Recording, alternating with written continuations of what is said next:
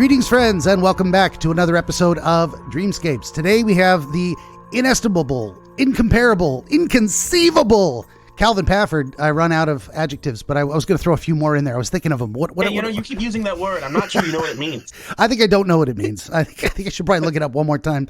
We're going to get right back to him in 2 seconds. Would you kindly like, share, subscribe, tell your friends? Always need more volunteer dreamers, viewers for the game streams. Hey, I also stream video games, 5 p.m. to 8 p.m. Pacific on many channels, YouTube, Rumble, Twitch, Trovo, Kick, and on the X platform. Pop in and say hello. I'll be doing that tonight on the day of the recording, Monday through Friday. Long story short on that.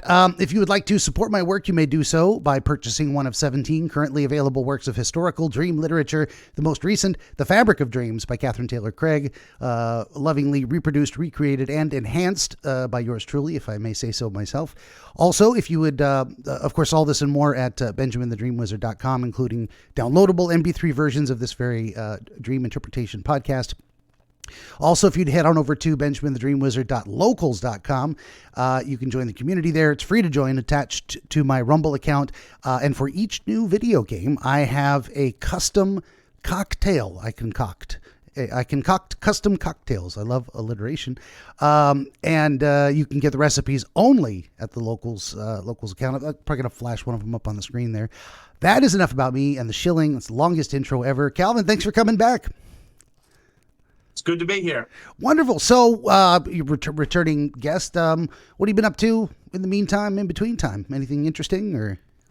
Oh, just mostly nothing and a little bit of reading poetry, but mostly nothing. Yeah, when we were doing audio tests, you were doing The Raven by Poe. I forgot that. It really is a great poem. It's a rough one. I remember I had to memorize that for like a third or fourth grade. We did poetry. And this was around the time where all my teachers thought I was illiterate because I wouldn't read books in class. I would be like, I don't want to read. Yeah. So I'd like, this is my favorite poem. I'll just read that. And I memorized it. And I think I didn't have to go to special classes after that, I don't think. I think that was around the time I stopped, now that I think about it. There you go. Well, you just demonstrate to them, look, I can read, I can remember stuff. Leave me alone. I'm fine. Don't worry about it. There were times in class when I was sitting there like this, and they're like, Ben, wake up. And I'm just listening. I'm listening. What do you want me to do? I got to stare at you? I'm just resting my head on my hand. I've got my eyes closed. I'm like, imagine, like you're not paying attention to the music. You got your eyes closed. You're focused on the music. You're listening. That's how it goes. And we got cat visitors here. So the dog, you got to kick the dog out, but the cats are allowed to stay? They just get all up, but they don't ask permission. The dog listens. These little critters are devils, but you love them anyway. You love them, and sometimes you can make them do silly things, like if you scratch their ears. Oh, that's the wrong ear. She's got a nerve on one side that if I hit it, I think it's this side. She'll do the leg. Oh, there it goes. I don't know if they love that or hate it. I can't tell. Cats are crazy creatures. They're like barely domestic. They're just like small lions. You keep around. Yeah. Feral, dangerous animals that if they were large enough would probably eat you. Like that reminds me, I just saw, I haven't even watched this movie yet. The Robert Downey Jr. remake of Dr. Dolittle. Haven't seen it. I love Downey, Downey Jr. But, stop that. I don't know if that's something I asked for, though. Robert Downey Jr. as Dr. Dolittle. I feel like I hear that and I'm like, I feel like I could have lived without that one. Well, I have a comment on that, too. But the idea of there was one scene where he's talking to a tiger and he calls it by name. He says, hello, tiger, whatever. And the tiger says, hello, lunch. I kind of feel like that's how they'd be. It was a great scene. Just even in the preview. But before I saw the Sherlock Holmes remakes, I was like, I don't know if we needed that. And I'm like, actually, he was a pretty damn good Holmes. Really a different, not quite the proper gentleman. They made him a little more, a little less stuffy and proper, and gave him a little more grit. He's kind of more of a bare knuckle brawler type of guy with his addictions and whatnot.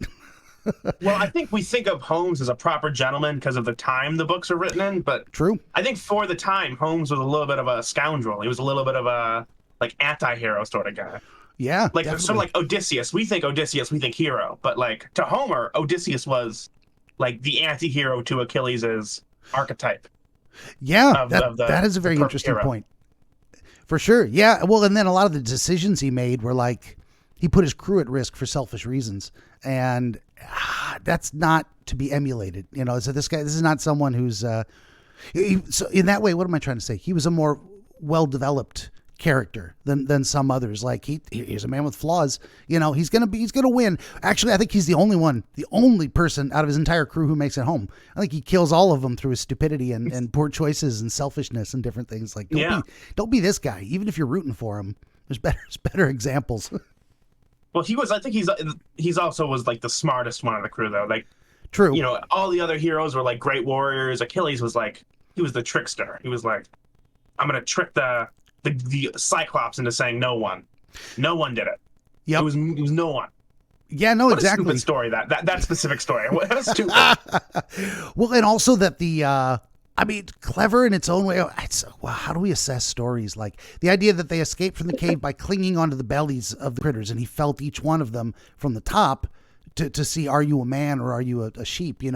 And that he wouldn't like be a little more thorough. But I guess we're like, when I think of that, I think we're looking back, having heard that story now in retrospect going, well, of course I would have been more thorough. And I think sometimes it's that judging. Of course, if I had the ring, I would find out a way to get it to Mount Doom. No problem. Exactly. It Fly, you fools. Giant eagles. I could carry it. That's a great story too. I mean, I saw a meme recently where it was like, girls talking about, he didn't even cry at the end of Titanic, and at the bottom it's just it's a picture of Sam carrying Frodo. I can carry you. I can carry you, and then the crying man. It's like we got feelings. You just don't know. You don't know what gets us. I know. Whenever we have like a family reunion thing, it's that specific movie, and all the guys jump up from their seats at that one scene and scream, "I can carry you, Mr. Frodo." There's a few like that one got me. I get a little misty. And another scene that gets me like that is I think it was Spider-Man 2, the Tobey Maguire one, where he stops the train by shooting out all the webs, and he's about to collapse, and they catch him, and they're passing him hand over hand through there, and they're like, careful, he's a hero. And someone says, I got a kid his age, and they're just like, it gets me every time. Like these people who are like really in reverence to this person who saved them, and for no gain of his own, like perfect hero moment, and to have it appreciated properly by the people. It gets me. I'm getting a little clamp right now. It gets me every time. I love that scene. Except Tobey Maguire was still like almost 30 during Spider-Man 2, right? He like, I got a kid his age. He's like, that's a full-grown man when you look at him. Yeah, I mean, he was supposed to be like 15 or 16 or something like that, even maybe 18, but still, yeah. Yeah, heroes. I wonder if a lot of what this is a huge, maybe dark shift, but the idea of I wonder how much of what's going wrong today is that we've lost an appreciation for what it truly means to be heroic. We've lost, cultural focus on the right kinds of heroes. Now we've got all these, so there's two different functions, like the wrong heroes, but then also a scattered representation of different types of heroics that are not ideal enough to lift people out of sometimes they say if you worship false gods, you'll end up you're walking down wrong paths and into disaster. I don't know if I'm making any sense there. If you have any thoughts on that idea, or we just drop it. I just had a tangent. No, I think that's true. I think, well, the book that I'm going to release in 12 years, what I was writing about, is about. I was thinking the way I consume media is like, I read a book, but then I also listen to like 30 hours of podcasts about it. Yep. So like the modern way to consume books is like so different. I was like, what if you wrote a book for the purpose of the TV show having a different ending? So like, there's all these like Full Metal Alchemist catches up to the manga, and then like nobody likes the ending, or Game of Thrones catches up to the books and nobody likes the endings. What if you came with the idea of we should have two different endings and they're both going to be good? And, like when you start writing something. And I was like, one of the endings should be like thematically heroic, where like people, but kind of sad, where like people get their comeuppance and you don't like it. And the other one should be like the people that you care about survive, even if maybe they deserve to die. Like even if Jamie Lannister deserves to die, but we want him to survive because we like Jaime. Yeah, he had a little bit of a redemption arc, Right. From just an awful person in the first season pushing that kid out the window. But then we find out that was kind of necessary. He had to become, Bran the king at the very end. Interesting. So, yeah, almost like a Judas thing. It's like, was it God's plan that he was going to betray him? all along? Did he do what he was Yeah. supposed to? Anyway, I interrupted you. Sorry. No, I think I was done. I think I was done with that. Oh, fair I enough. think I was just going to give another example. I was going to say, the brother who abandons his family to join the war, even though he left his little siblings to the abusive father. Yeah. Like, is he a good guy because he joined the war? Or is he a bad guy because he wasn't looking after his younger siblings? Exactly. Yeah, Well, that's it's from like, wasn't that from The Boys? That was the character story arc of the main character from what's his name? I mean, he's played by Carl Urban. I cannot remember his character's name. Billy Butcher. Billy Butcher. Yeah. That's part of his character arc. Yeah, and that's unfortunately we're also in a day and age where a lot of the stories have been told in so many different ways. It's really hard to come up with something original. There are like 7 stories, right? Like, but to be fair, like we're in the time of superhero stories right now. Sure. But for the previous century, it was all swashbuckling action movies, right? Like, let me think. Zorro and The Princess Bride and The Count of Monte Cristo, they're all, and Robin Hood, all the same movie. They're slightly different. They're the same movie. Yeah. Well, and I also they're not. I very often bring this up, the idea that, we had the remake in the 80s or 70s, The Magnificent Seven, based on The Seven Samurai from, the 1950s. Right. It was basically just a cowboy Western remake of that idea. And then we remade that into like a slightly more comedic version of the original. Mm-hmm. Yep. And they're all good movies. And then those were actually inspirations for then what was a movie in the 90s, The Three Amigos, with Chevy Chase, Martin Short, and what's the other guy? Steve Martin, which is like a horribly awkward movie. If you love awkward comedy and slow burn, it's would you say I have a lot of men? Jefe, I would say you have a plethora. What is a plethora? I don't know. You just use words you don't know. But that was a parody of Magnificent Seven, which was a remake of. Anyway, I had a thought. And then it started a wonderful naming convention for cowboy movies, where it's the number something. The number of now something. We have the Ridiculous Six and the Hateful Eight. Oh, exactly. Great. Yep. Oh, and that's that's exactly. I'm sure Quentin Tarantino knew exactly what he was doing. If we have the Magnificent Seven, we got the Hateful Eight. He just upped it by one number and made them fight each other. Yeah, we have heroic characters doing heroic things. Now we have villainous characters. Even the hero of that movie is villainous. Exactly. Yeah. And it's kind of fun sometimes to say, okay, if everyone's not a good person, I won't say bad, not a good person. Who do you root for? And in that case, do you just root for them all to suffer, or do you root for at least something interesting to happen, something you've never seen before? That's what I liked about a lot of the Tarantino movies is you never knew what was going to happen. It didn't have to make sense. It didn't follow a lot of the conventions. You never knew what was going to happen in the next scene. It was like, what is going on here? That's just I think you root for the most heroic guy in the scene, who you kind of root for. Like, Jules is not a good guy in Pulp Fiction, but he's the most good guy in the shot right now. For sure. Yeah, in the scene. Exactly. And we could nominally say maybe Bruce Willis's character, but even he was a bit of a schemer, and he's trying to get one over on this crime boss, which we might say, hey, that's a good thing. But yeah, and we hate this crime boss, but then, in the next scene we're like, yep. Yeah, this is a bit much. Well, now we want him to grab that samurai sword and, and put away the gimp, so to speak. Yeah. Yeah. I was going to say during, when you were describing, you said writing a book and you're talking about endings, I just thought, wouldn't it be amazing if someone wrote a book and released 2 different versions, both with different endings, but in the same cover? Nothing is different but the endings, and you just release it to the wild, half the books, and you see what people say about those different endings, and be like, well, they're like, well, which one's the real book? It's like, I don't know. You decide. What do you prefer? Which ending do you like? That's your book. Well, I don't know, just an idea. The difficult thing I found is that finding the point where they converge is the difficult part. Sure. Like, it has to be one character making one action that splits them. So is it the character that you want to thematically make the action? Like, is it the eldest brother who has to make the action that changes everything? What if there's no great point for him to make a drastic decision like that. Yeah. Is it sort of like the gritty anti-hero who has to make or the villain who slips up at one point and the heroes get to take advantage of that, and that's where it converges? Yeah. It's difficult. It could be a choice, it could be a roll of the dice, and it could be everything is identical up to that last chapter. And then what happens at the end is just different. It just something goes wrong or right. And maybe that's an interesting. I mean, I just thought of this idea, like how to practically apply it. Fuck if I know. I'm the idea guy.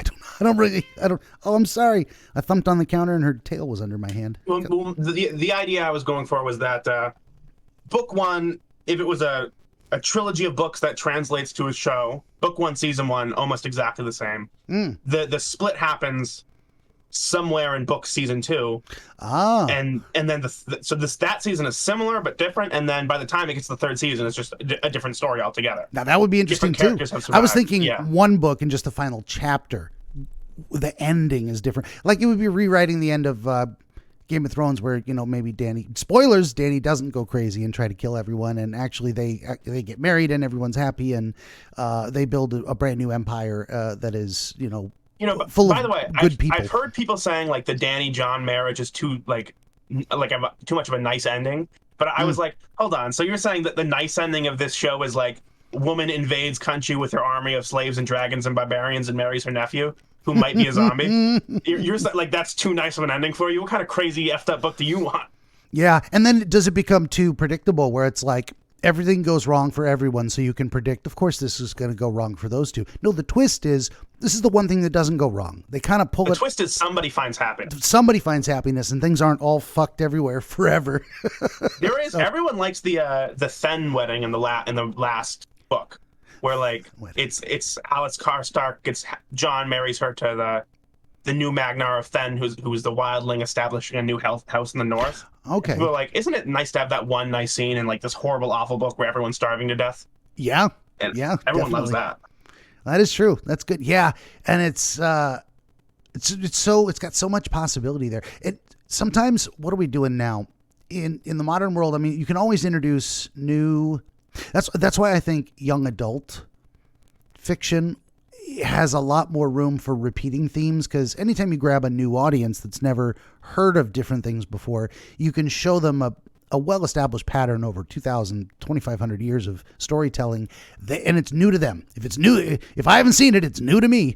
So that there's a more possibility for me. You get into a more, say, writing for more mature audiences, or at least audiences with experience with the genre. They've heard a lot of these tropes before, and they don't want to, they say this is just boring or derivative. I've seen it all before. It's just like other things I've seen. So it's kind of hard to surprise a more jaded, experienced audience. But I think almost in contrast to that, sometimes like you'll reject the new stuff because you've seen it before, even if the new stuff is doing it better. Like one book that I hate, I just finished Crime and Punishment. I don't think it's a good book at all. I don't like it.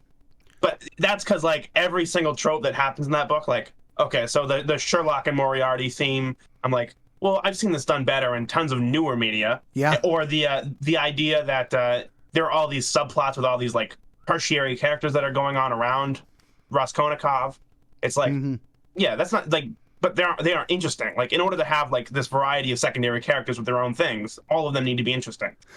So I'm reading this book and I'm like, I'm sure to like a Russian reading Dostoevsky's work at the time, they were like, oh, this is a great book. But to me, I'm like, this is like a worse version of stuff I've seen 1,000 times. Yeah, I had that same experience trying to read Don Quixote, like a 500-600 page book. I made it about 3/4 of the way through. I'm like, I can't finish this. I just can't. I'm forcing myself to pay attention. Well, you know what's crazy is that Don Quixote is the book I was thinking of that did it better than Crime and Punishment. Because Don Quixote he's finding himself inside of all this intrigue with all these like people's lives, and he can't appreciate it because he's like too stuck in his own world. Crime and Punishment is sort of like that, but worse. Because none of the people Raskolnikov finds himself in the like midst of are interesting. They're all boring. Like nobody, like who cares? It's like the opposite in some ways. Yeah, it's like, at least in Don Quixote, he finds like a plot where a best friend like stabs his friend in the back and marries the woman he loved, even though he was already married. Like At Yeah. least he finds all this cool intrigue. For sure. I think I said this. I don't know if it was in just a throwaway comment on Twitter or in a Discord, but "'tis better to tilt at windmills than never to tilt at all." Like, find some adventure in your life, even if it's kind of delusional in some ways.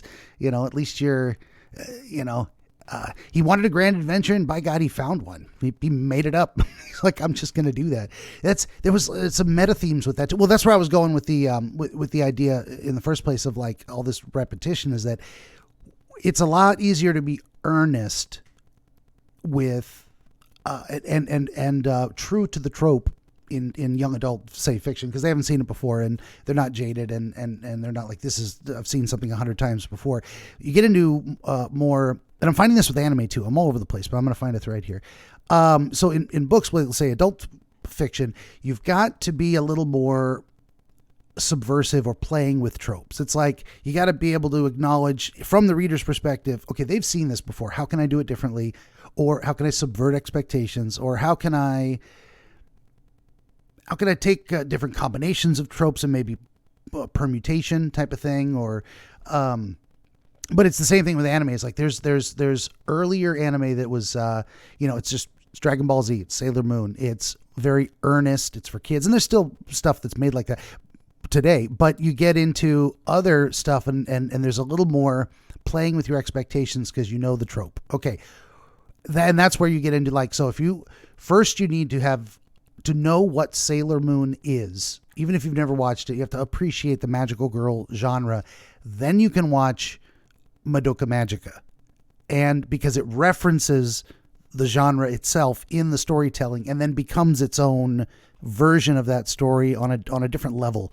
One more ramble and then I'll like throw it back to you because I'm saying a lot of stuff, but yeah, I think I should be taking notes because I have stuff to say about all of it. Yeah, fantastic. Just last thing, just on your comment on Crime and Punishment. I think this is where, we look at that book and as you were saying, other stuff now has done it better or different or more interestingly. And I think that's what happened to studying a lot of the classics from even 2,000 years ago. So the story of Odysseus. I mean, how many people read the Iliad? Not many. We've seen remakes. We've seen Oh Brother, Where Art Thou? We've seen, attempted, telenovela versions of it, but I think something happened with the explosion of literature when the printing press and then fantasy and fiction novels started or being produced, that we've almost got a glut of too many things that do it better, that we're not going to the originals, which they did it better in their own way. I don't know. I was going somewhere with that, but that thought occurred to me. I'll stop there. Go ahead. Well, you know what? There's too much stuff out. People write too much. It's true. Like Brandon Sanderson, he's got like 2 new books every year. Who's going to read all that? Okay, I'm going to work backwards here. I think the Odyssey people read more than the Iliad nowadays because I feel like the Iliad, the Iliad was the more popular story at the time, and then people remade it more to now that the Odyssey seems more original. And I almost think that. Yeah, it was almost like a historical fiction versus fantasy in a way. Like the Iliad was more, here's what happened during the war. This is more historical fiction or poetically historical. Yeah, exactly. I don't mean fiction as much as fictionalized version of real events. And the Odyssey was like way more magical and fantastic. There's also like 50 other books in the Trojan Iliadic cycle that like were written around that time, but and nobody reads any of them. None of them were as popular. Yeah. Yeah, like Homer was the big guy. Working backwards, okay. The funny thing is, Sailor Moon and Dragon Ball Z were like also responses to stuff that happened before them. Or like I was thinking Neon Genesis was a response to a whole genre of like child fights monster mangas, and then Neon Genesis was like, but this would be crazy if like traumatizing to an actual kid who had to fight a monster, and that's where that came from. Well, then, and that was based on kind of the 1980s Robotech Macross saga stuff, which was kind of a response to the like Astro Boy fighting, mechanical boy fighting robots. And we almost forget the influences of our influences. For sure. Thing. And then one before that, I was gonna say, I actually don't like when people get too self-conscious about their influences. Yeah. Like someone said that they thought Lord of the Rings was a more original story than Harry Potter, and I love Lord of the Rings, but like to act like Tolkien didn't also have influences that he worked off of is insane. Like Yeah. Gondor is literally the Byzantine Empire. Like that's what that is. It's the eastern part of the fallen empire that is still there and still dealing with the Arabian Ottomans that are coming up and fighting them. And it's like a retelling of the Jesus story, the New Testament story. He's got all these biblical influences, and he's got influences from like Celtic lore and like Greek lore. So he's got all these influences, and people are like, we forget all of that because his was written older. So we forget his influences. We just go, he's the influence for Harry Potter. For sure. So that book that I'm never going to release, I will release it about at the same time George Martin releases Winds of Winter, that book, which is never. The idea was like, I'm not going to hide any of my influence. Like, yeah, you know that this part is from Lord of the Rings. You know that this character is Robin Hood. You know that this character is based on Superman. He's the superhero with the American flag cape that flies around. Mm-hmm. Like, why do I care? Why do I care if people are like, this guy seems like a mix of this ninja and that samurai or whatever. Like, yeah, sure is. Oh yeah. Well, that's exactly what they did with The Boys, and that was kind of the tropey subversive thing. It's like, what if all the heroes were real, but they were all assholes and under the control of corporate overlords in terms of marketing and you know their public image was manufactured. It wasn't who they really were. I love that. I love that about take. that. We forget that Superman is the subversion of real life, which is that life is hard. And nobody's perfect, and here comes Superman, who's like, I'm going to strive to be perfect in every way. Mm-hmm. Superman is a subversion of stories. Like, okay, pre-Superman was, what, World War I and World War II? Mm-hmm. As if everyone thought everything was perfect back then? No, Superman was a response to an imperfect world. And now we're acting like Superman's dumb and campy, and here's Homelander and Omni-Man, who are cooler versions of Superman because they kill people. Yeah. It's like, shut up. Yeah. I feel like the entire genesis for The Boys was someone said, what if Superman was real, but he was a dick?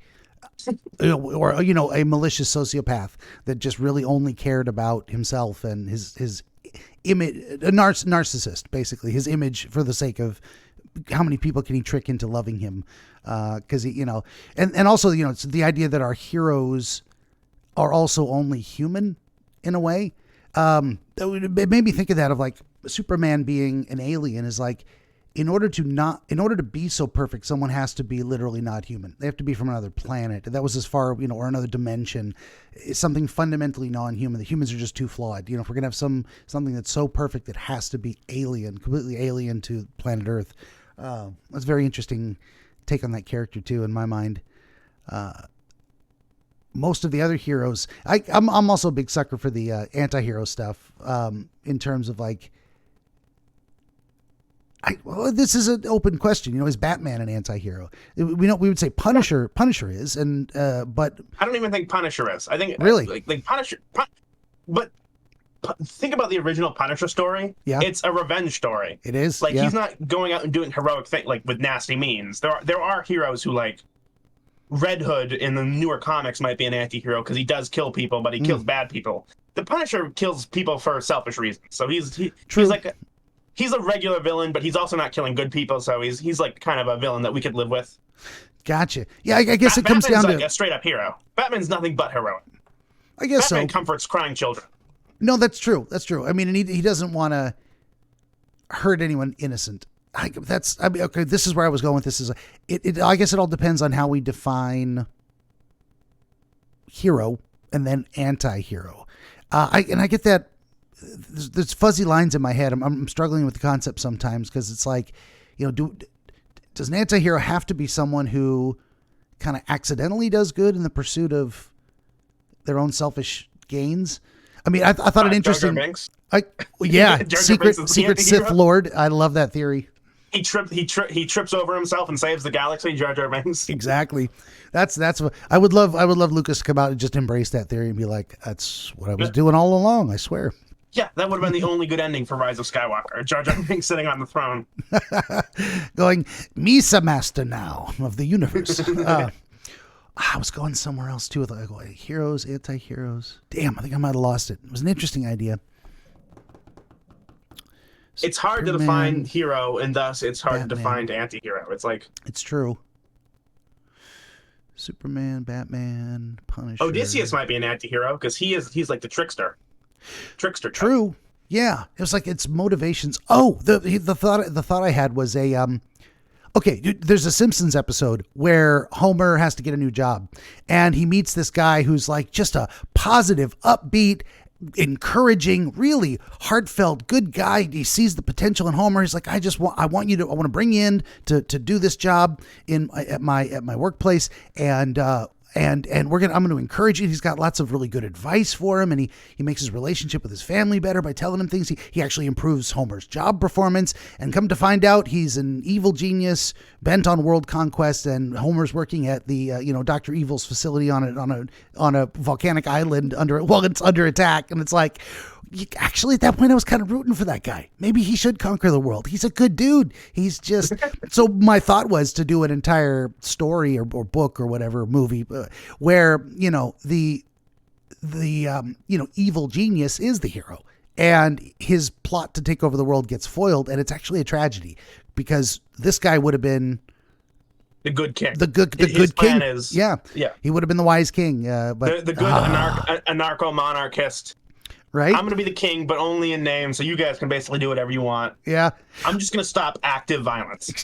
I've actually thought about that as like, okay, I would accept libertarian monarchy so long as I am the king, and I think I would be a good king. Now, as much as it's specifically because I don't want to be king, and I don't think I should. I'm the king. Exactly.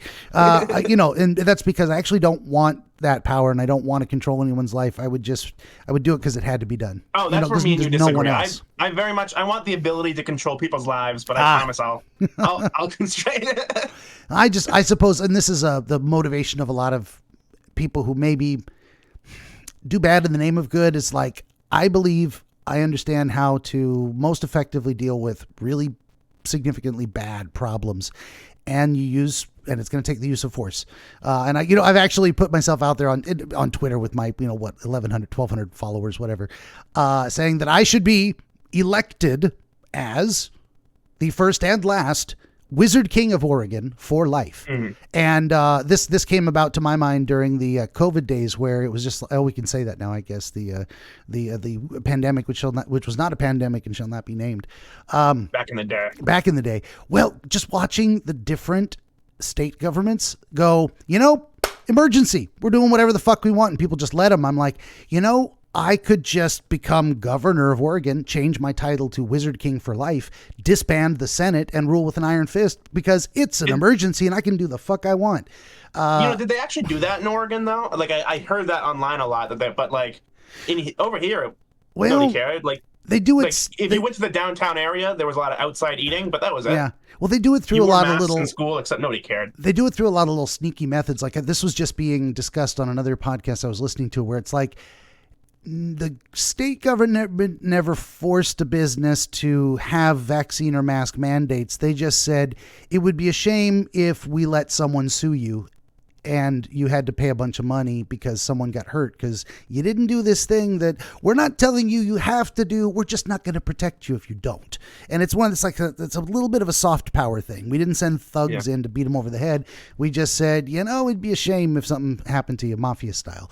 And the same with outdoor eating and the 6 feet distancing and the mask mandates and all that different stuff that were, it's in the name of public health. And wouldn't you know it, we have this regulatory agency, and I can just make an emergency order that tells them to write regulations that it just makes you do what I want, but I didn't do it. It's public health. It's just safety.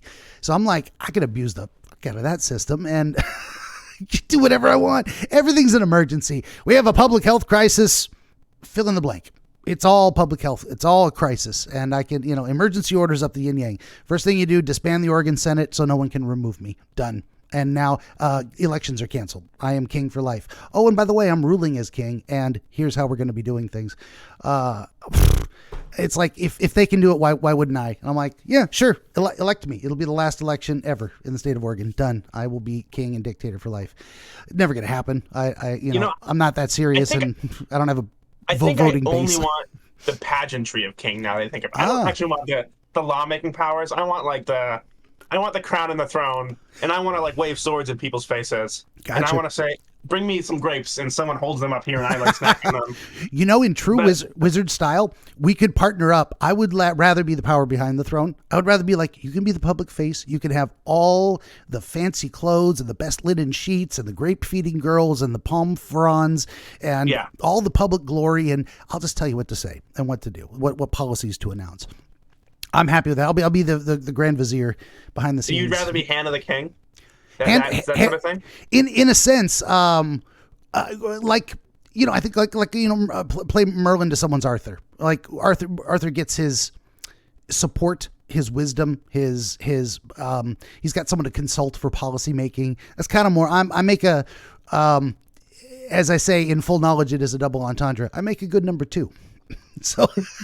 Well, okay, I don't want to keep talking about this book that's never going to be written, but I have a self-insert character that is myself, but as like the Grimmar Wormtongue guy behind my nephew who's the king, and like the kingdom of New England is trying to rebel against America, and I'm like, by the way, maybe you should assassinate this guy. That's my guy. Gotcha. Failed writer turned evil politician. Hand of the King, Calvin Pappard. It is the character. So speaking of books, you don't feel too bad. I've had an idea for no less than 20 some odd years, at least. Yeah. No, maybe 30. How old was I? A long time. Which kind of dips back into the Arthurian mythos a little bit, but much different. Anyway, long story short on that, I don't need to. I can tell you the entire plot. We don't have that kind of time. That being said, the Merlin character would be in there, and I would have to decide how much of myself to put into him, and maybe he would kind of be my self-insert in a way, because I'd like to, you know, at least I aspire to be that. Not that I think I already am. You know, I got like 800 more of these interviews to go before I'm a real wizard. So, you know, self-inserts are cool if they're like only minor characters who are only the worst qualities of the authors. Yeah. Like they're like, here's everything I don't like about myself. That's what this character No Mary Sue's. Yeah. Yeah. You're not a Mary Sue. You're like a bad guy who's going to be jailed. But maybe the king was wrong for jailing me because he gets assassinated right after. I'm not saying I should have been there, but I should have been there. Exactly. And then do you kill off your character just for fun? Yeah. My character is actually nowhere in the book, but in my head I know that he exists. Mm-hmm. Like the name is never mentioned, but in my head I know that this is what's happening in the world right now. Well, speaking of storytelling and wizards and whatnot, maybe we're about almost 40 minutes in. We should probably get around to doing your dream before we both run out of time. You about ready for that? That'd be good. Yeah, let me go. 38 minutes in ish. Okay, as per my usual process, I'm just gonna shut up and listen. We're gonna hear the story, and then we're gonna see what we can figure out. So I'm ready when you are. Benjamin the Dream Wizard wants to help you pierce the veil of night and shine the light of understanding upon the mystery of dreams. Every episode of his Dreamscapes program features real dreamers gifted with rare insight into their nocturnal visions. New Dreamscapes episodes appear every week on YouTube, Rumble, Odyssey, and other video hosting platforms, as well as free audiobooks exploring the psychological principles which inform our dream experience, and much, much more. To join the wizard as a guest, reach out across more than a dozen social media platforms and through the contact page at benjaminthedreamwizard.com, where you will also find the wizard's growing catalog of historical dream literature available on Amazon, documenting the wisdom and wonder of exploration into the world of dreams over the past 2,000 years.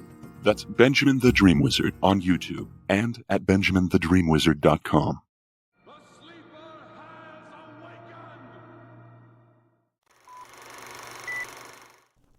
Okay, yeah. Well, I wrote this to you, and it was like 3 a.m, and I actually wrote it like a short story because I was writing them, but. And then I do, I don't read them. I just go, oh, that's a dream, and I skip right to the bottom, and I go, you want to make an episode? Don't tell me until it's time. But it's good to write it down, and that's what the channel is for on the Discord. So what I noticed first is it's an all white room. It's not like a blank void. It's a room. It's a very fancy room, but everything's white. People are dressed in white. The tablecloths are white, or like a shade of white, and there are silver chandeliers with white candles. There's all that. And I am not wearing white. I'm wearing black with like a yellow blazer. And it's like a fancy event, and I'm, as I always am, unshaven and with shaggy hair. And I'm feeling very self-conscious. And this wasn't weird to me in the dream, but I was like, compared to the other people, the size of like a child, like up to their waist. And my dog is with me, and she's very small compared to me. And she's like a medium-sized dog normally, but she's the size of a puppy, like down at my calves or my ankle. And I'm very nervous, and I'm very freaked out because none of the other people in the room are looking at me. They're all looking away. And they're all bald. They're all bald. They're all looking away from me, so I'm just seeing the back of all these bald heads. So, and I'm feeling very self-conscious. I make my way. It's like a party sort of thing, like a fancy event. And I make my way to the table, which is like this long table running through the center of the room under the chandeliers. And it's all sort of it's a lot of seafood, like crustaceans, which show up a lot in my dreams. And then specifically also escargot, or like, at least they're like raw snails, but in my mind I'm like, ew, this is what escargot is. And the candles from the chandeliers above are dripping wax onto everything. And the tables also have a great deal of alcohol on them. This is like a party. And I'm walking down this like, I find it very disgusting, everything on this table. And it's like up to my, it's pretty tall because I'm very small. And at the end of the line, there's an empty table with a tablecloth. And I pull off the cloth, and it's like a black grand piano.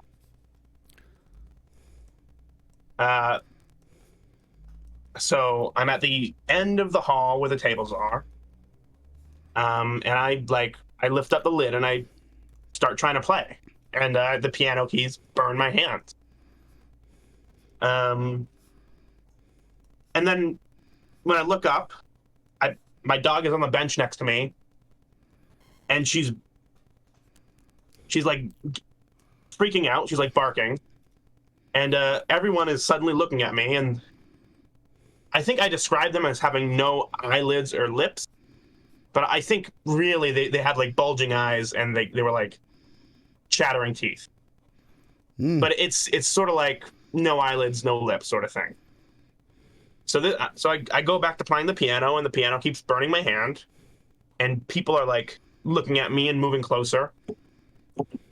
And the dog is freaking out, and I keep playing, and I play until all the flesh is like melted off of my fingers.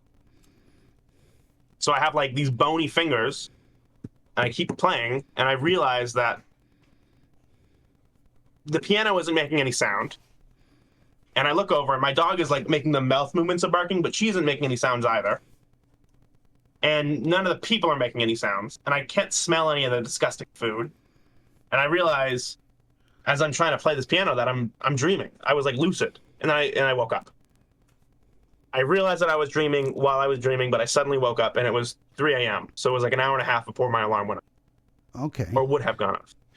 I think I might have lost you between that and you were playing the piano. It wasn't making any sound. And then what happened? There was a little bit more I missed. I woke up. I realized that nothing. The dog wasn't making any sound. The people weren't making any sound. The food wasn't giving off any sort of smell. And I realized I was dreaming. Okay. And I kind of brought myself to a waking state. Okay. So I wasn't lucid for like a very long time in the dream, but I was lucid for like a quick second before I woke up. Yeah. Well, realized I'm in a dream. What? Yeah. And that's one full page of notes. Lots of good stuff. I was making notes as we go along, as well. The idea of it being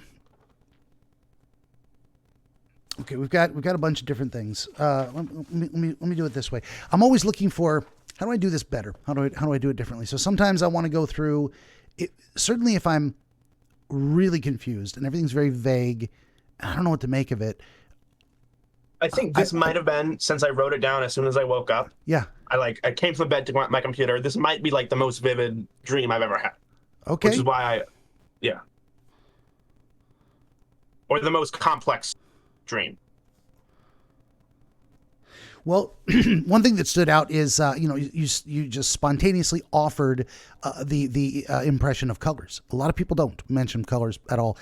Sights or sounds, sights or sounds are most common, but sometimes even if they say a person spoke to them, if I ask, did you hear a voice? They're like, not exactly. Like, I knew they were speaking and I understood what they were saying, but I couldn't say I heard words.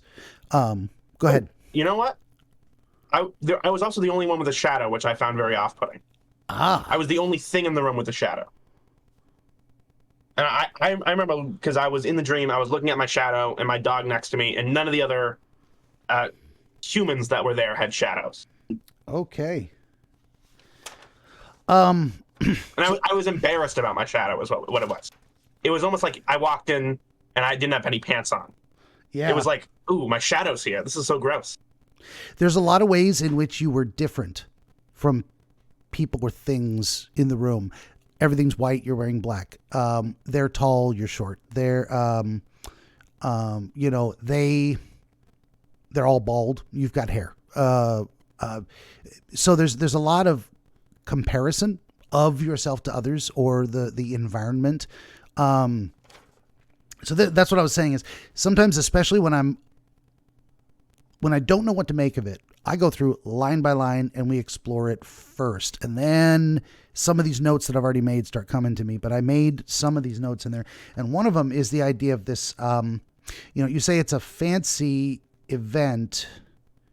So the word that came to my mind was like class distinction.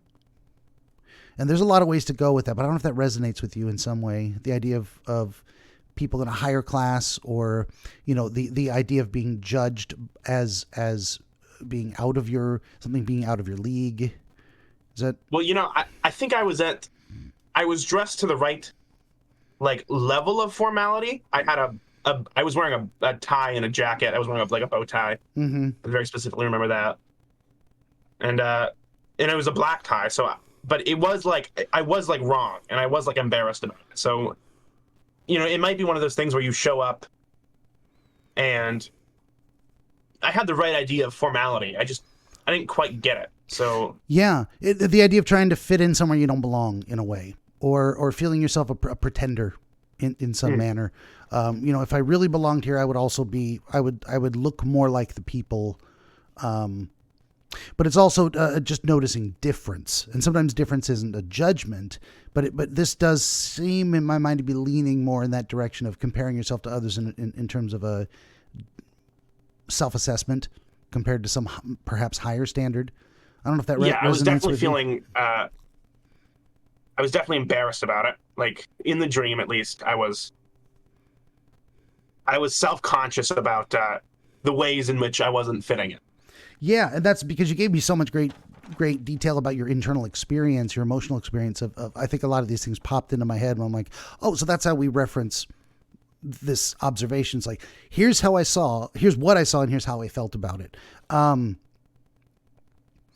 then that's what I was saying. A lot of those references of the difference, and you specifically being smaller, like half the size of a child, and thinking of ourselves as a child compared to adults, full-size people, is like, well, I am as yet undeveloped, or I have not yet risen to the standard.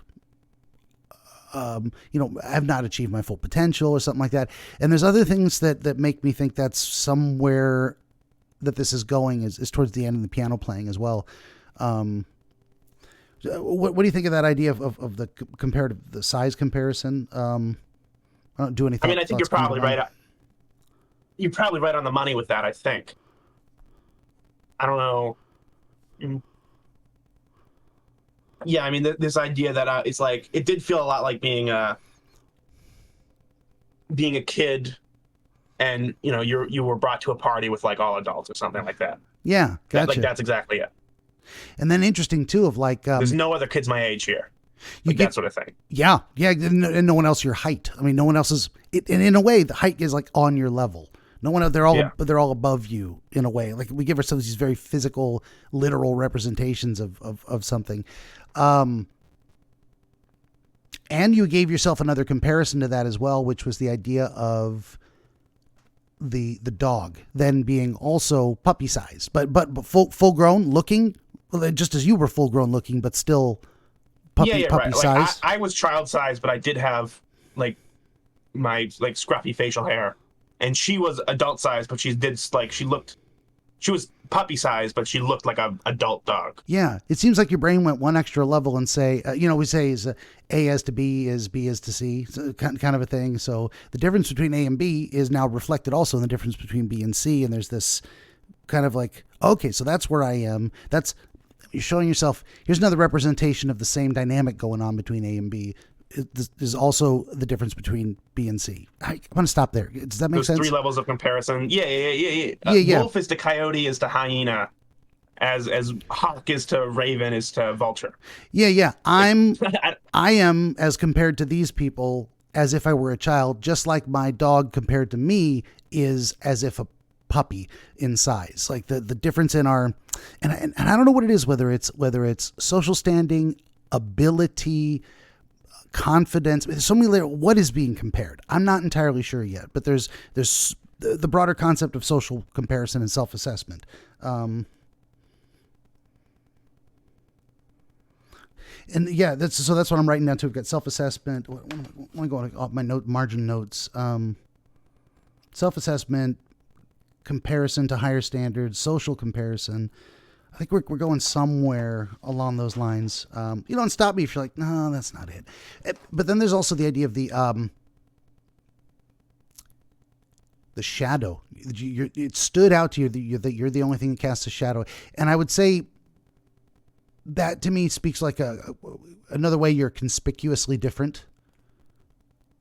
The idea that you're embarrassed by this, you're the way you dress compared to them, the way I cast a shadow and they don't. It's like, and that's interesting. The idea that you would phrase this. So that probably means something specific. There's probably a hint in there, that idea of casting a shadow when others don't. I don't know where to go with that. Like if shadow means something to you specifically, or how you conceptualize what a shadow means. I think it felt very similar to my hair. Like they had like these clean, shiny heads, and I was scruffy. They didn't even cast a shadow, and I had it. It sort of felt to me on that level. Like it wasn't strange. Like it wasn't supernatural feeling to me that they didn't have a shadow. Yeah. It was almost like shaving. You shave your beard hair, you get rid of your shadow before you go to a fancy event, and I didn't do that. Sure. How would we characterize that feeling or that concept? Like what's the right word for it?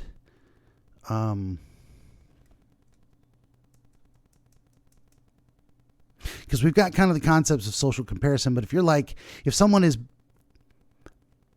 better, they have a better exterior presentation, or do you see where I'm going with that? I mean, my words are failing me right now.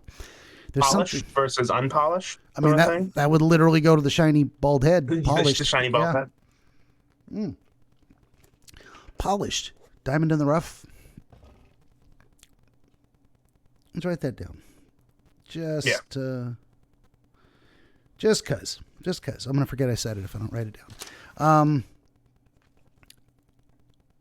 Another thing that popped up in my mind is you're looking at the people at a fancy event, at something higher class in a way, than you deem yourself. You feel like you're out of place in this environment, like maybe you're not worthy, or you haven't risen to that level, you haven't ascended to that height. But you're also looking at okay. So, and then there's chandeliers and everything's white all over, like the environment, the tables, white versus say your dark clothes and perhaps brown dog and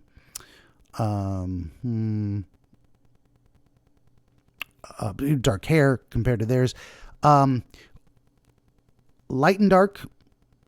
There's in this context, it feels to me like there's some kind of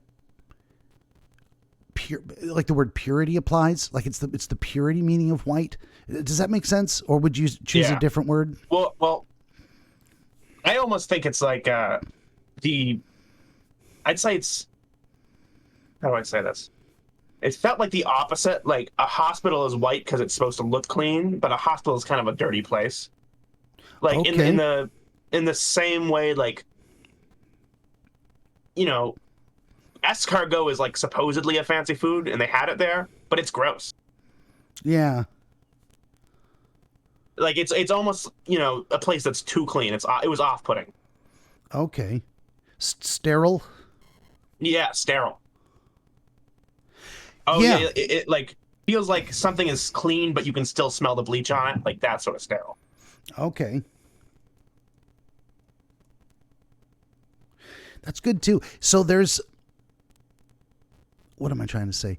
There's a feeling I'm getting as you're describing it is that, and I was going this direction with it, and I might as well go to it now, is what's on the tables is supposed to be so a lot of things are supposed to be representative of common understandings of what something high class means. But you look at it more closely and you're like, as you said with the escargot, everything on this table, what these people supposedly above me enjoy, I find disgusting. So there's a bit of you looking at yourself, examining the idea of social comparison, looking at people who are something you're supposed to want to aspire to, looking at it going, this is not really appealing to me personally. What the food on the table is disgusting. The environment is so sterile that it's uninteresting. There's no colors and textures. It's just this bland. Sometimes white can be purity. It can also just be bland. Like this is where's the color? Where's the textures? You know, where's something interesting to look at? And you look at these people and you're like, sure, they're tall. They've ascended to this height, whatever it is, but they're all bald and bug-eyed and weird looking. It's like, do I want to be that? I mean, what standard am I holding myself to? If I just stop there and you think about that concept in general of like what you're supposed to want versus what you actually want, does anything come to mind? I mean, I do know that you know, in New England a lobster bake is common, if like the crustacean of the food, and it's supposed to be like this. You know, once or twice a year you can get this treat. But it's like kind of this disgusting thing that we do. We take fish bugs and we boil them alive and we crack them open with the fam. Yeah. Yeah, and the idea of, that specifically you said, look, this stuff is so unappealing. You've even got these snails on there, which are supposed to be the height of refined palate, a rare, exquisite delicacy, and you're like, I'm eating bugs. This is nasty. I don't want that at all. Yeah. So I think a lot of times in our life we do that. It's the broader concept of we're told what we should want by people we respect, and then we look at what it actually is when we get closer to it, and we're like, I don't actually want that. That isn't as appealing as I was told I should feel it to be. You know, does that make sense? Yeah. I think we're going somewhere along those lines with that.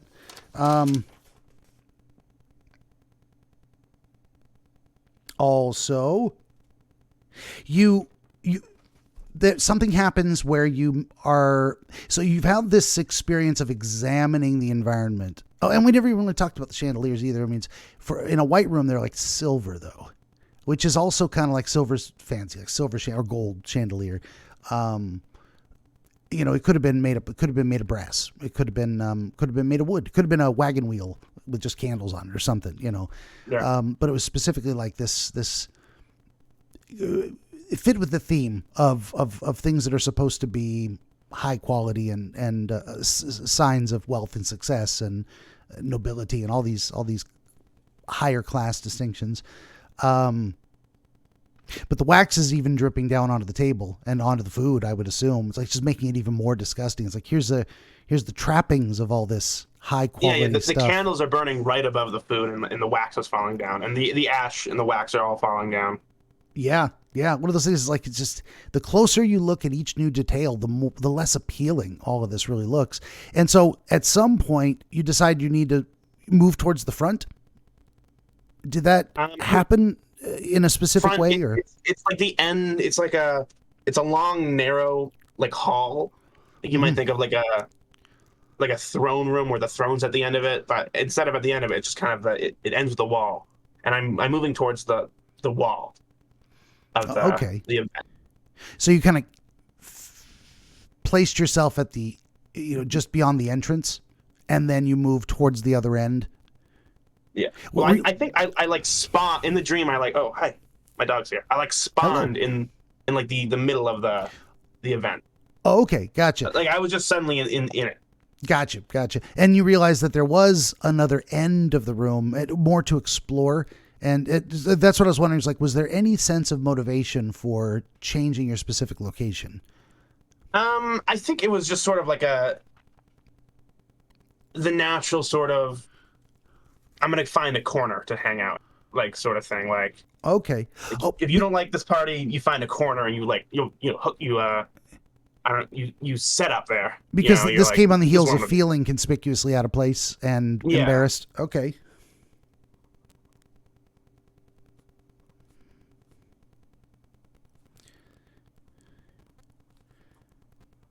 Seeking an edge or wall to flower upon, as they say.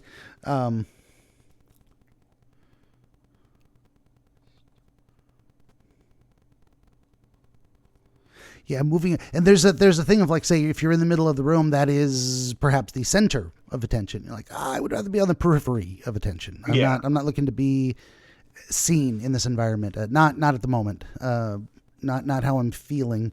And what you find when you get there is, what you initially thought was a table covered in a white cloth, like other tables. Yeah.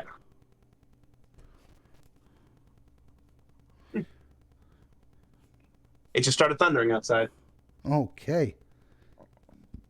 Good signs.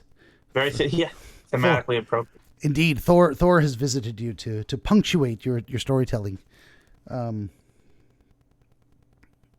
of the center of attention. There's something also about the middle, the mainstream, and the margins. And if you're in the middle, you're the center of attention, but you're also at the median. You're also at the center of, say, a conceptual framework.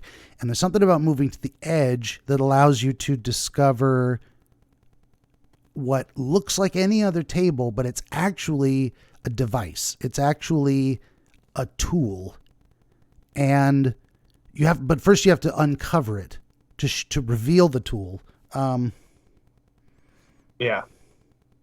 And the piano was a black piano too. So it was like, I took it off and I was like, oh, it's sort of why would they cover up a grand piano? Like, even if you don't want anybody to play, it's like a set piece still. It is. Yeah. And it is very interesting that's why I was saying you have to uncover it. It was hidden in this environment. You actually had to, you had to move to a specific place relative to the full milieu, I guess, to get all Frenchy.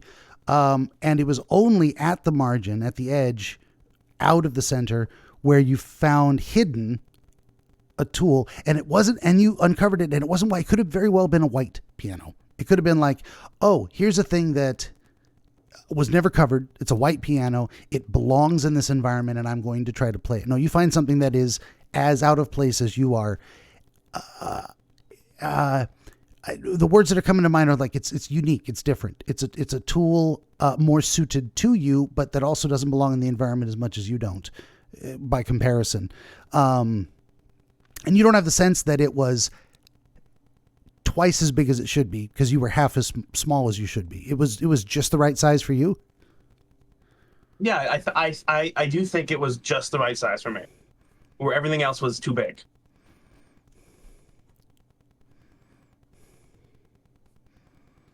Although I don't play grand pianos a lot, so I don't really know how big exactly they should be. But it did feel like Yeah, and I there's could reach either end while just sitting down. and most people in their home would have a baby grand. I think that's what most of us think about. Like a true grand piano is like 10 feet long. It's huge. Yeah. Like a But baby grand is maybe 6 feet long. So it might have but been a it's baby still, grand. But it's still Billy. But that's what most people think of as a grand piano. Not to split hairs and parse. Do you need a moment? Nah, just a big lightning strike. Hold on. All right, it was my other dog coming down to join me. Oh yeah, that's okay. They got to feel comfy when it's scary This outside. is the smaller one, so she can join me up here. Okay, here's your puppy. Arr, hello. Love the aminals. Yes. There you go. Well, that wasn't very long. I might leave that in. We'll see. We'll see if I remember. I wrote down a timestamp. It was like 30 seconds. It's not a big deal. Yeah. I could have been talking through it, but I was just like, I wonder what's going on. I wonder if his house got hit. Jesus. No, they're just hiding from the lightning. So what you did then was you began to play, and immediately you noticed it was burning you? It was like touching a hot stove. Yeah, very like, I pressed the key, I retracted my hand. By the way, I don't play piano. I don't know how to play piano. But it was like an instinct, like, whenever you see something with keys, you press the key. I was like, yeah. So did you eventually make music, or you're just plinking around the whole time? I think I was confident that I could just do it. Like, I sat down, it was like this confidence that, like, I could handle it. But I don't know that there was, like, there was no audio, so there's no music. Yeah. I think there's something interesting there too, that you've got, you're showing yourself confidently demonstrating a skill you don't have in real life. But the process is touching hot keys. So then immediately what came to my mind is going to the gym to sweat and strain and come home with sore muscles so that you get bigger. It's like the effort, the painful effort you put into learning a new skill to eventually be able to demonstrate that skill. Something along those lines. Does that feel right? Maybe. I don't know if it was it didn't feel like I was learning. It almost just felt like I had this instinct to play. Sure. But so it's not about process as much as there's some kind of, but what we have is a very, very direct, visceral representation of pain during the demonstration of a skill. But maybe we don't know why. Why is this pain happening? Why is the piano causing pain? I don't know if you have any thoughts on that. Like why would this need to be a painful process? Why wouldn't you just touch the keys and they feel like cool ivory, you know? Well, I don't know. I don't know if like thematically in the story of the dream, I don't know. Like if you want like a literal, why does it burn? I think I just have a very high neuroticism score on like my ocean. It's like something's going to go bad. And in this case, the bad thing was the piano keys are very high. Okay. There could be an element there. I mean, if that's what came to your mind, the idea that nothing's perfect. Even this beautiful thing is still like there's still a fatal flaw, perhaps. The keys burn my fingers. Oh, great. Well, fine. I'm still going to play. And the reason I went with the effort is painful explanation is because you literally work your fingers to the bone. Did that come to your mind? I never thought about that. I mean, I didn't think about working my fingers to the bone. That's very funny. You're right. I did literally work my fingers to the bone. Yeah. And it was not to acquire the skill. It was to demonstrate the skill. So there is a difference there. I think you're right on that. It's not like going to the gym to get stronger. It's like, okay, you're already stronger and now you're lifting heavy things. It's still painful in a way. Yeah. I don't know where to go with that exactly. That's funny. If I saw that in the movie, I would say that's a very heavy-handed metaphor, but I wouldn't even think about it. That's why sometimes you need a mirror. You need someone to just listen from the outside and go, what am I seeing here? What can I reflect back? I'm going to write that down too. I've got it on another page, but if I have to keep looking back to other pages, I forget what I'm even looking for.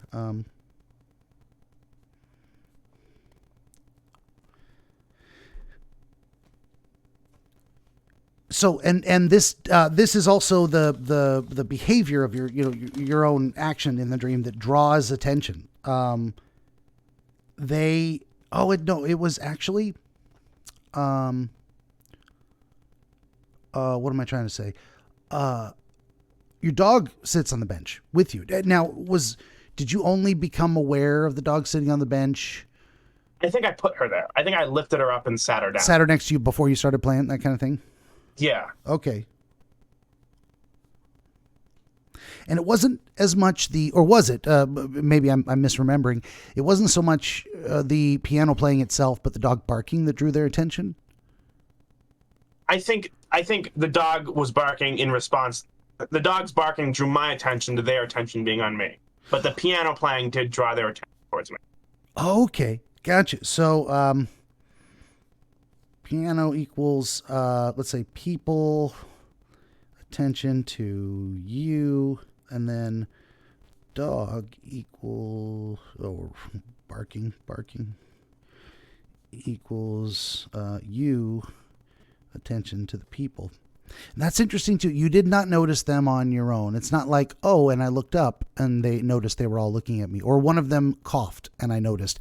They didn't draw attention to themselves. You didn't spontaneously see them. You had to be directed to become aware by some kind of intermediary. So why is the dog there? Now we talked a little bit more about, or in the beginning, about the dog being there as a comparison, but that may not be that may be true or it may not be true. And it may be true and an intermediary at the same time, or it may have always been the intermediary and we were just mischaracterizing it. I don't know if you have any thoughts just based on touching the edges of the concept. Why is the dog there? I don't know. Yeah, I can't think of anything.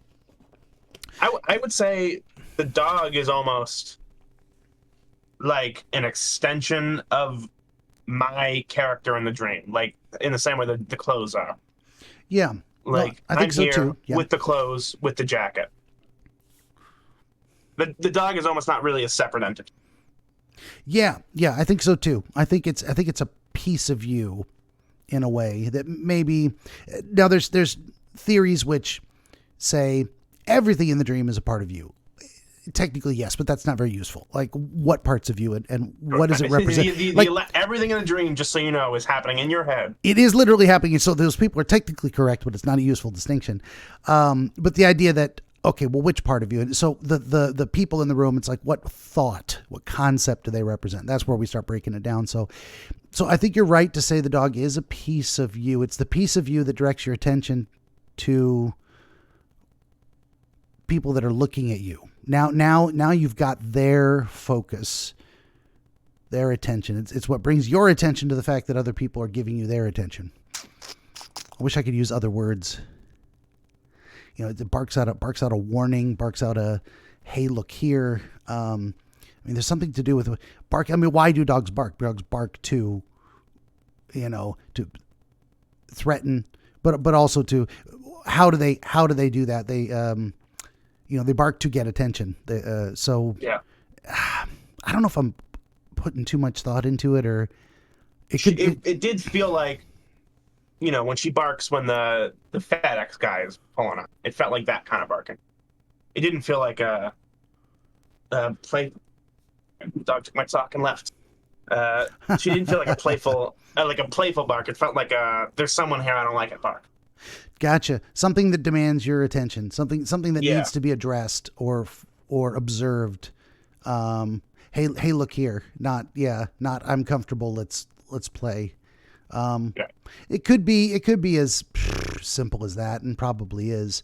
I might be trying to overthink it. I don't know.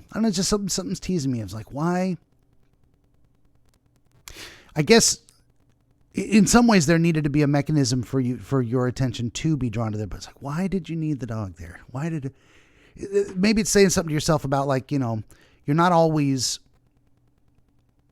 aware of what other people think, and so sometimes you need a cue to direct your assessment to observing what's going on around you, what other people, how they're responding to you. I don't know if that makes sense. Are you that?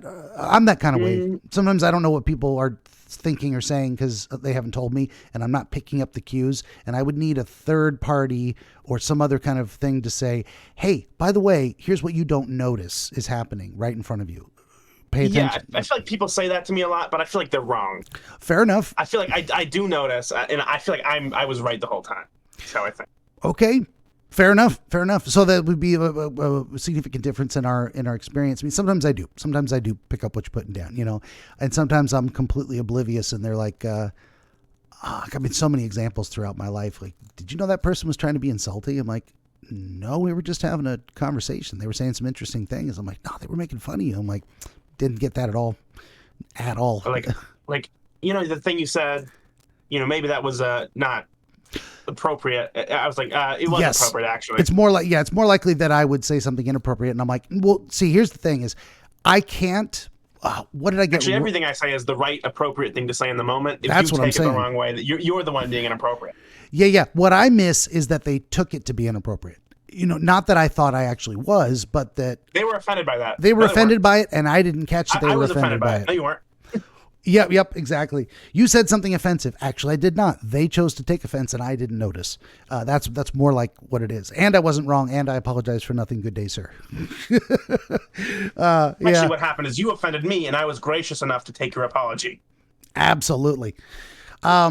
So maybe that's it. It's just you're showing yourself a representation of that kind of thing of like, here's something you weren't aware of until it was brought to your attention by some external cue. But what it ends up being is now these things are looking where before they were ignoring you. Now they're looking at you, and what you see is that they've got these kind of goofy bug eyes. Yeah, I'm thinking now. I'm thinking The Shadow over Innsmouth. If you ever read that, it's a Lovecraft poem. They were fish-like.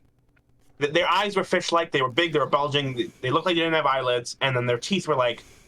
If you ever seen Hellraiser, the chattering Cenobite. Oh yeah. Fish eyes. It was that. No lids, chattering teeth.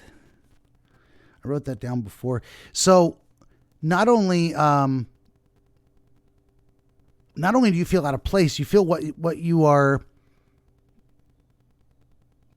Let's see. You feel the thing you are not like is actually turns out to be kind of this kind of horrifying, weird, gross,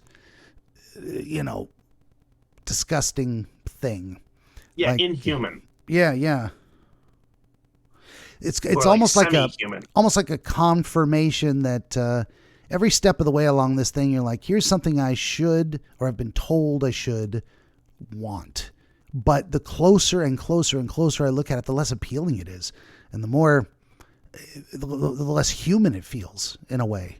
And in a lot of ways, even our ideals about what humans should be are sometimes unappealing and gross.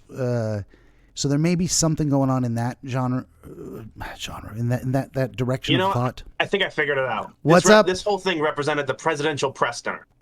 What? And I'm in a room with politicians and journos. That's what this whole thing was. I'm not sure if you're kidding, but I wrote it down anyway. I'm joking. But okay.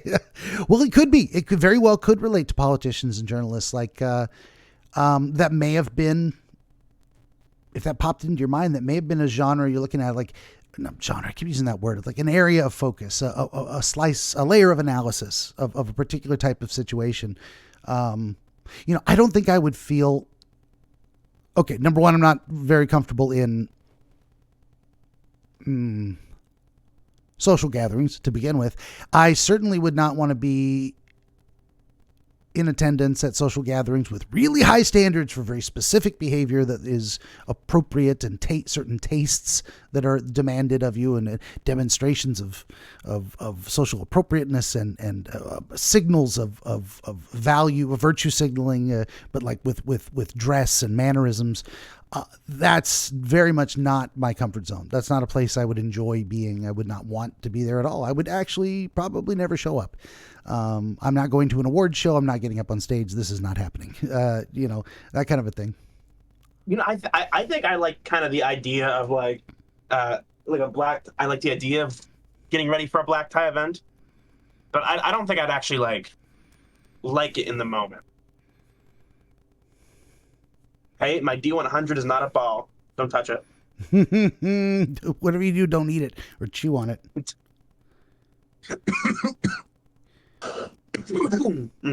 Yeah, I think we're very. I don't know if Go ahead. I like being there. Yeah, exactly. That's kind of where I was going with this thing. Is it's not like. Sometimes we look at. I don't know if you can still hear me. Yep. Okay, that's fine. I mean, you can get up and walk around if you need to. I don't mind. As long as you can, you get the earbuds in. I forgot that. Yep. There are many things in our life where we look at that. That's why I keep coming back to that idea. Things we're told we're supposed to want. And then we start looking at it going, well, I really don't. None of this is appealing. And so if there's a core idea, that's why I was visualizing it as like, a circle with the center and then the margin being by contrast to the center, is that, the closer we get to the ideal, the center of an ideal, or the further away on the edges. I think there's something going on in this dream where it's like, did we get to the end before I say that? You're playing the piano, work your fingers to the bone, realize that there's no sound, there's no smell. Wait, I'm dreaming. I don't know if that's, I would kind of be tempted, and I think it feels right to say there was a shift, physiological shift, that this was not a psychological phenomenon of you dreaming that you were becoming lucid and not hearing any sound. There was more like you drifted closer to consciousness into that lucid realm and became aware of how dreamlike everything was. And then you start picking up the details of like, wait, why can't I hear anything? Why can't I smell anything? This isn't real. And then you moved the rest of the way through. So it was almost just a brief little window of passing through that lucid range. Does that feel right? Rather than it being a psychological phenomenon of the dream, to have that quote unquote lucid experience?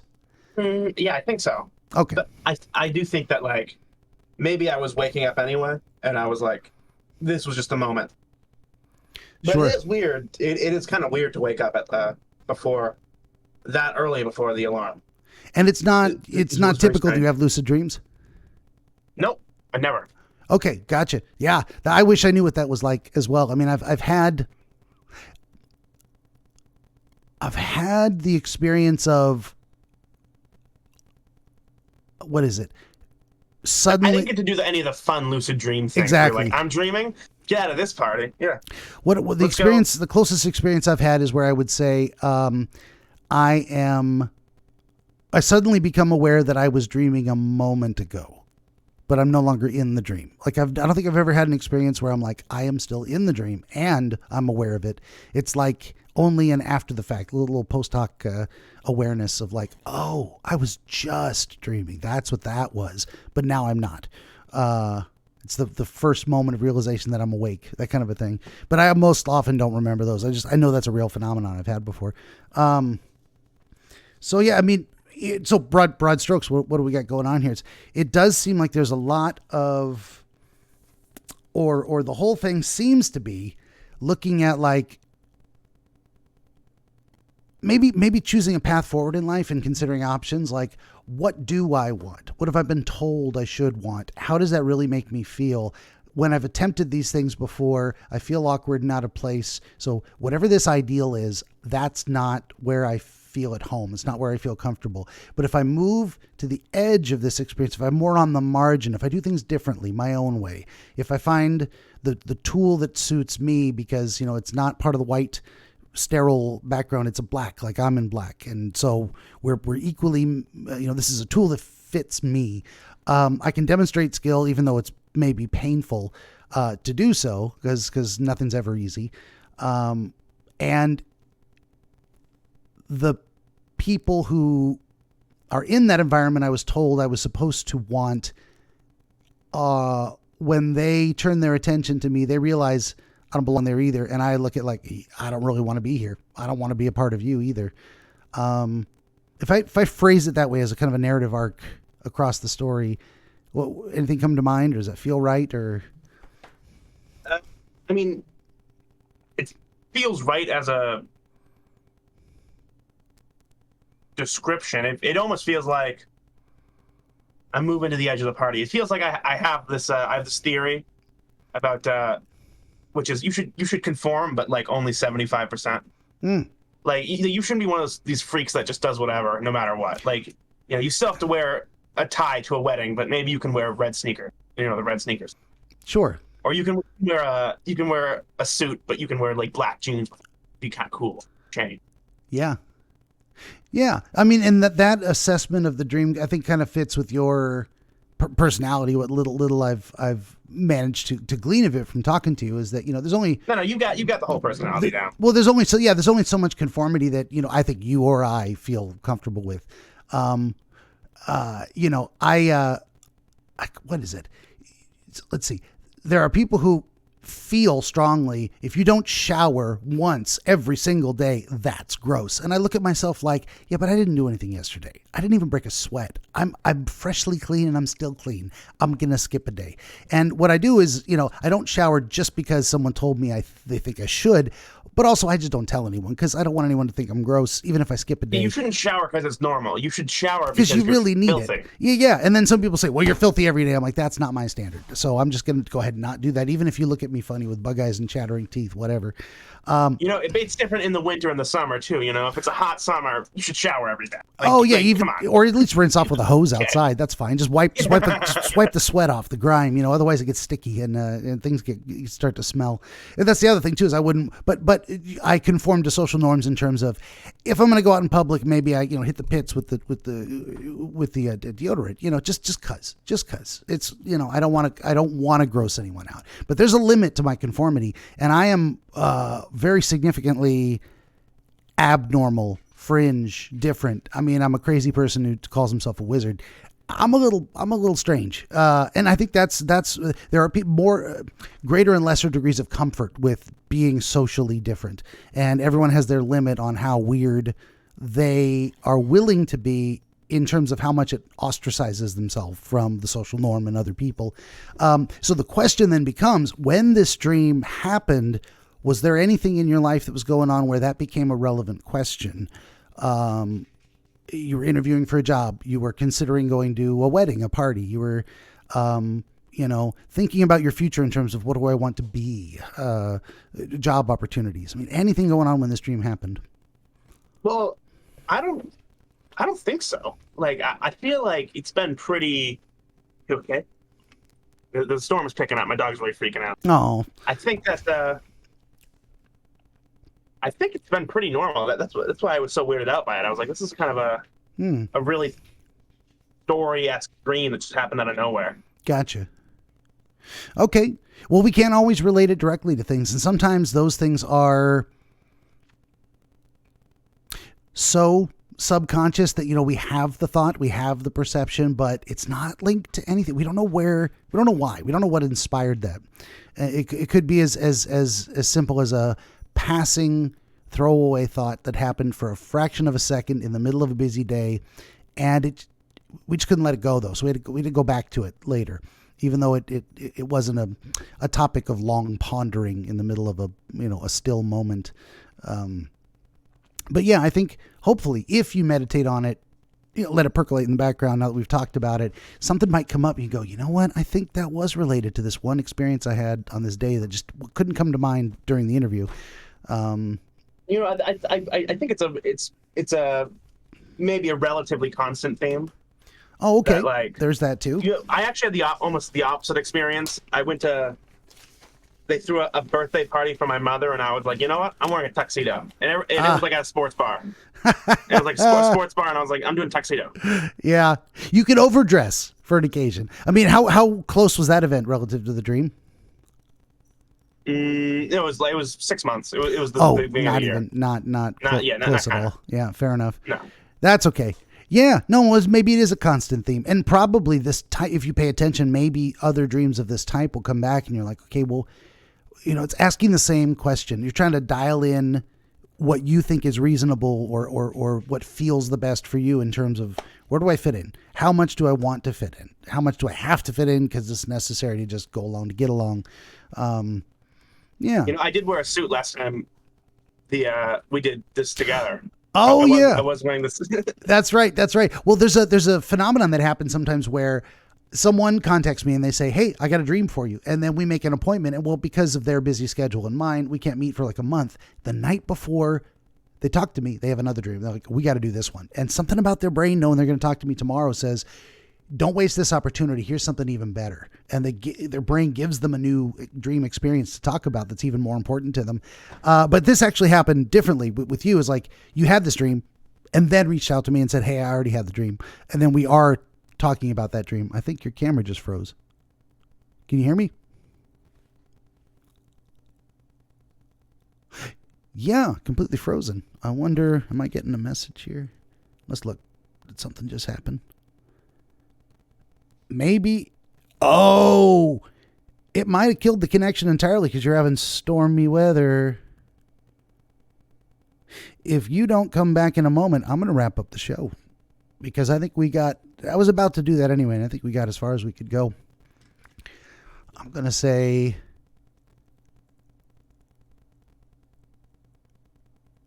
I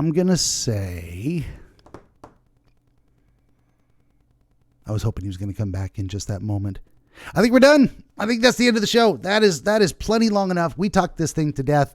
I cannot say goodbye to our guest who is still frozen on the screen here. It is what it is. Probably the stormy weather situation got the better of him, and that's okay. We'll talk in chat later. Oh, there he goes. Okay. Well, I'm going to say to all of you out there, would you kindly like, share, subscribe, tell your friends? Always need more volunteer dreamers with a stable internet connection, not in the middle of a lightning storm. But hey, things are what they are. Don't worry about it. There's always technical difficulties. Doesn't bother me a bit. You can see I got a pretty positive attitude, and I'm not very judgmental. So don't worry about it. Don't worry about it. It's okay. I have 17 currently available works of historical dream literature available. The most recent, Dreams and The Fabric of Dreams. Wow. By Catherine Taylor Craig. I'm all kinds of thrown off my game. Of course, you can get all this and more at BenjaminTheDreamWizard.com, including MP3 downloads of this very podcast. Also, if you would head on over to BenjaminTheDreamWizard.locals.com, join the community there. It is attached to my Rumble account, completely free to join. You can give me money or not. You can reach out. We'll talk about your dreams. That is about it. I will say, of course, to our friend Calvin, thanks for being here. Sorry, we got disconnected at the very end, but you know what? I think we were done anyway, and I appreciate your time. So the last thing to say is to everyone out there in the audience, thank you for listening. We'll see you next time.